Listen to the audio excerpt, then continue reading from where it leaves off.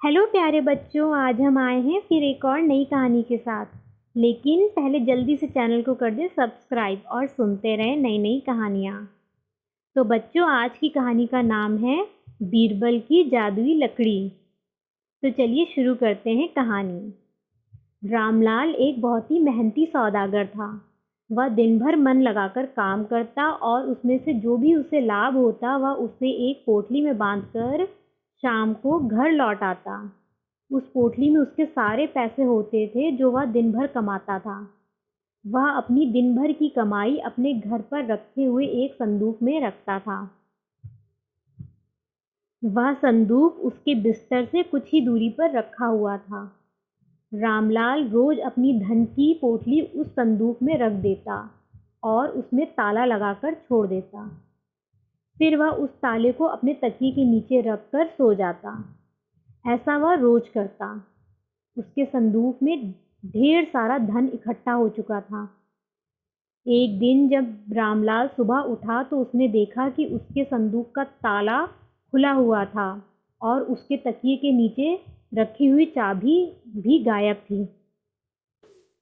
तब वह घबराकर तुरंत उठा और जाकर उसने अपने संदूक को खोलकर देखा। संदूक के खोलते ही वह दंग रह गया। उसने देखा कि संदूक में रखा हुआ धन वहां नहीं था। ऐसे में रामलाल ने अपने सिपाही को आवाज़ लगाई, सिपाही, सिपाही, यहाँ जल्दी आओ। रामलाल की आवाज़ सुनकर सिपाही तुरंत ही अंदर आ गया और उसने रामलाल से पूछा, क्या बात है मालिक, ऐसा क्या हो गया? रामलाल ने सिपाही से पूछा, क्या तुमने कल रात को किसी को यहाँ अंदर आते या बाहर जाते देखा था? सिपाही ने कहा, जी नहीं हुजूर, मैंने तो किसी को भी अंदर आते हुए नहीं देखा और ना ही किसी को बाहर जाते हुए देखा। लेकिन क्या हुआ है, आप चिंतित क्यों हैं? रामलाल ने रोते हुए सिपाही से कहा, मेरा पूरा धन चोरी हो गया। मैंने अब तक जो भी कमाया था वह सब लुट गया। मैं पूरी तरह से बर्बाद हो चुका हूँ। ऐसे में सिपाही ने रामलाल से कहा, आप चिंता ना करें मालिक, आप मदद के लिए बादशाह अकबर के पास जा सकते हैं और मुझे यकीन है कि वह इस समस्या का निवारण जरूर कर देंगे। आप बादशाह अकबर के पास जाइए। रामलाल ने बोला, हाँ सिपाही, तुम बिल्कुल सही कह रहे हो। मैं तुरंत ही बादशाह अकबर के पास जाता हूँ। इसके बाद रामलाल तुरंत ही बादशाह अकबर के दरबार में पहुँचे और उसने बादशाह अकबर को अपनी सारी बात बताई। ऐसे में बादशाह सोचने लगे कि आखिर चोरी किसने की होगी।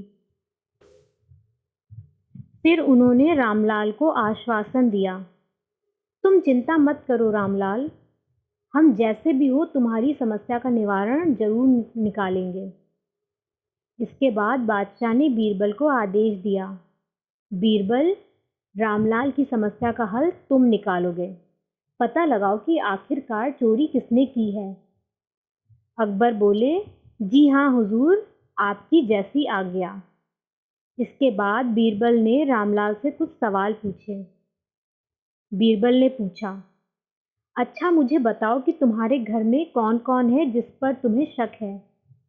ये सवाल सुनकर रामलाल ने बीरबल को जवाब दिया, हुजूर, मेरे घर में मेरे नौकर और सिपाही रहते हैं। वह बहुत ही सालों से मेरी सेवा कर रहे हैं और वह बहुत ही वफादार हैं। मुझे नहीं लगता कि उन्होंने किसी तरह की कोई चोरी की होगी। बादशाह अकबर बैठकर ये सब बातें सुन रहे थे। तभी उन्होंने बीरबल से एक सवाल पूछा, बीरबल, यहाँ तो तुम्हें कोई भी सबूत नहीं मिल रहा और ना ही कोई गवाह है, तो क्या तुम चोर का पता लगा सकते हो? बीरबल ने बादशाह से कहा, जी हुजूर, लेकिन मुझे 1 घंटे का समय चाहिए। मैं 1 घंटे के बाद यहाँ इस सभा में वापस लौटूंगा।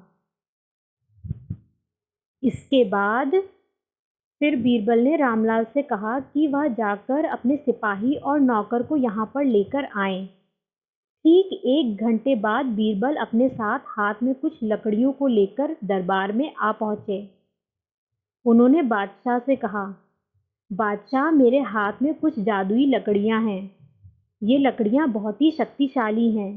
इसके सहारे मैंने पहले भी बहुत से काम किए हैं और कई चोरों का पता भी लगाया है, इसीलिए मैं इसका इस्तेमाल आज फिर से करूँगा।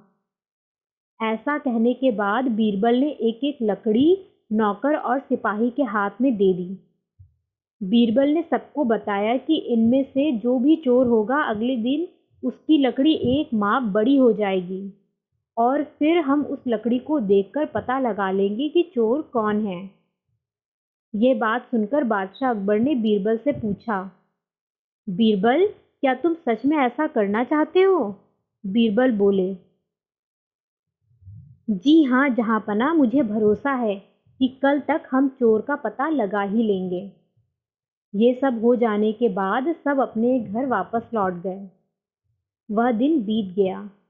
अगले दिन सारे के सारे लोग वापस सभा में उपस्थित हुए।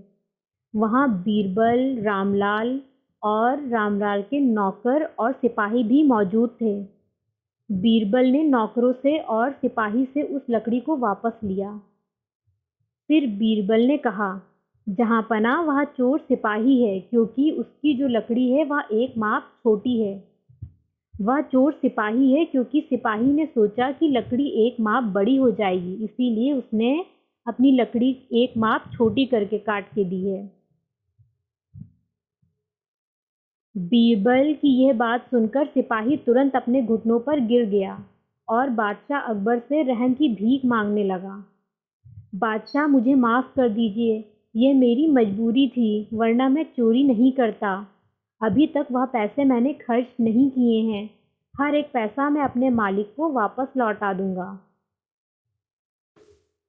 और इस तरह से बीरबल ने उस चोर का पता लगाया। बीरबल की यह समझदारी को देखकर बादशाह अकबर ने उसकी तारीफ की और उससे कहा, मानना पड़ेगा बीरबल, तुम बहुत ही समझदार हो। तुम्हारी इसी समझदारी की वजह से हमने बहुत सारी समस्याओं को दूर किया है। तुम्हारे जैसे रत्न को पाकर हम बहुत ही ज़्यादा खुश हैं। तो बच्चों, ये थी बीरबल की जादुई लकड़ी की कहानी। धन्यवाद।